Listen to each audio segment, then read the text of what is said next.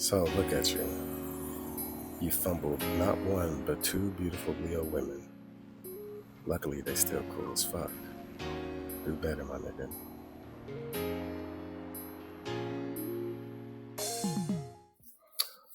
What up? This is Anthony Mario, aka the Hoodie Tarot, and I think that you should date that Leo. So let's talk about it. A lot of people do swear off sun signs.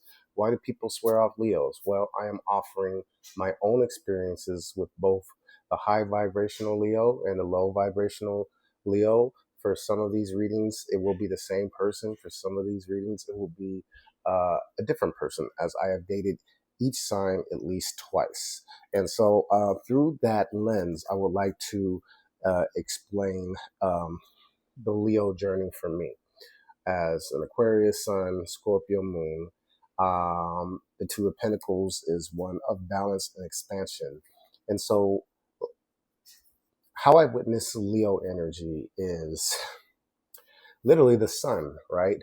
These are individuals that can add value. They can add life.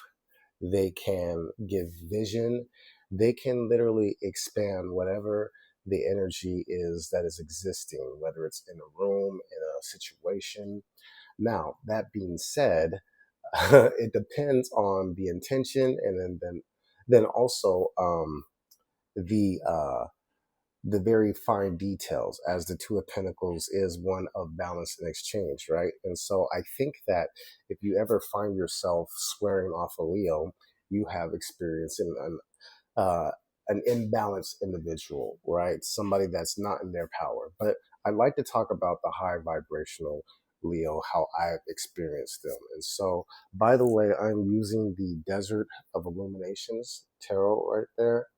All right, by Lindsay D. Williams. Dope new deck that I just got. So, the King of Chiles, the King of Wands. The Chiles are hot. You know, for myself, I just got to say, I adore and love Leos. I am single, by the way, so if any of you Leo women are wondering, you feel me? But that being said, you know, the King of Wands energy doesn't have anything to do with gender, but rather this is a masculine, intentional, fiery individual. One of the greatest, I would say, Leos that we've ever got to witness, I would say, is Nipsey Hussle, right? Obviously a man with faults, like we all have faults, but you know, in the end, this is somebody who has emerged and thrived, and rather than choosing to be a victim of circumstances of growing up in a very specific district, you know what I'm saying, in Los Angeles, this is somebody that didn't forget their roots, empowered themselves, and ultimately empowered others. Also, for myself, I would say in relationships, um, Leos for me have always been not only, I would say, cheerleaders, but you know, great in terms of helping me put together the puzzle that is the vision, whether that's specific goals that I've had or trying to align my goals, trying to align my vision, get things done, trying to accomplish things. There's also a very nurturing quality to these people. It may not come off through the words, but you know, they're like a safety net, you know. Sometimes walking in the room with a Leo feels like you walked in with like the most baddest bitch in the world or the most handsome gentleman. And not only that, but this is somebody that's going to take care of you and probably not let nobody disrespect you, not let nobody play with you. That's for sure. You know, they just have such a strong presence. And again, in in regards to the King of Chiles, look at that big bright sun. You know, they just are individuals that shine. And whoever they take with them, they shine with them as well. And so these are very proud people, but pride doesn't define them, right? There's a sense of humility that comes with these individuals where they are ultimately checking themselves. You know, they are always holding themselves accountable. Ultimately, these tend to be people that end up being caretakers and, do I dare say, holding a lot of the responsibilities for the family. For some reason, I think because of their personal power, they're automatically delegated with the responsibilities for sometimes holding the family down, whether that's financially or whether they're just the oldest sibling or the Leo sibling that just has to do the things because they're reliable. They're people that you can count on. They're people that are of their word, and so that is, in my opinion, the highest frequency of the Leo. Okay, now let's talk about my experience with the low vibrational um, Leo. So Seven of Cups, and I say this with great humility.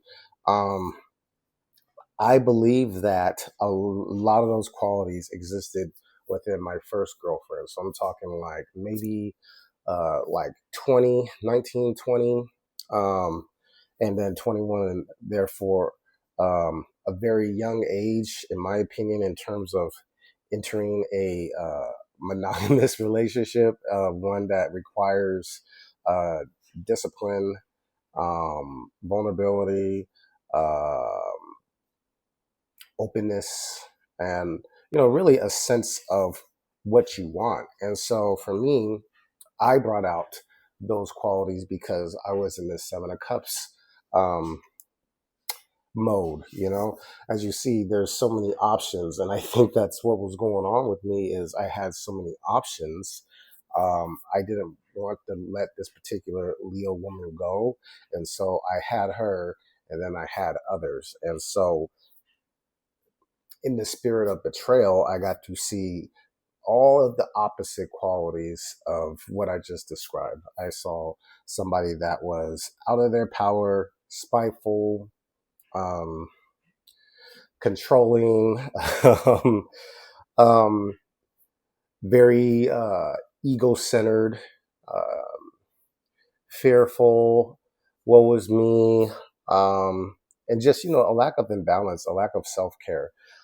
But again, I think that ultimately, uh, when we're looking at the qualities that we can complain or maybe we don't hold as like positive when we look at a sign, I think, the first resolution is to look at where our chart is, and where that sign is in our chart and kind of draw back from how do we feel about that, right? So for me as a Taurus rising, Leo is the fourth house. The fourth house is about home, right?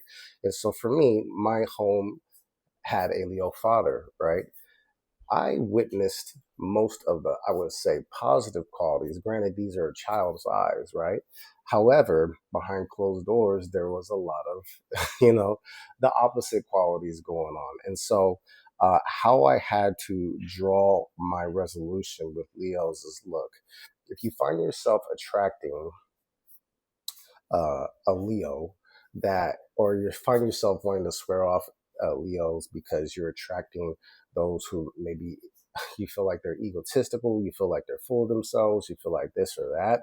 I think that it's a reflection of, okay, well, what about me is magnetizing this type of energy?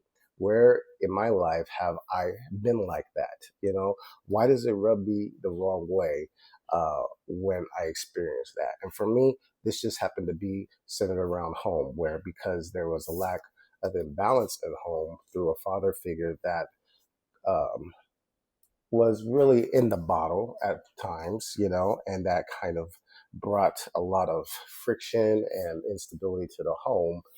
I encountered the Leo lesson of bringing that same chaos to somebody who had a good heart, somebody who was kind, somebody who was intentional, and kind of throwing them off their rocker, throwing them through imbalance. So ultimately, I feel like, again, if you feel like you're like, forget Leos, fuck Leos, this and that, I would strongly, strongly, strongly recommend to just stay open because uh, Leo love in its highest frequency feels like a warm, safe blanket, and it smells so good, and it feels like nobody can penetrate it, and it feels like it's only yours.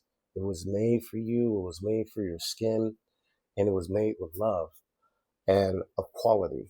And I believe that everybody in this journey deserves to feel like that. So If you are more interested in how I run my mouth about astrology, tarot, and of course, I also do mediation for couples based off astrology, hit me up. I'm Anthony DeMario, and I'd love to do your reading. All right,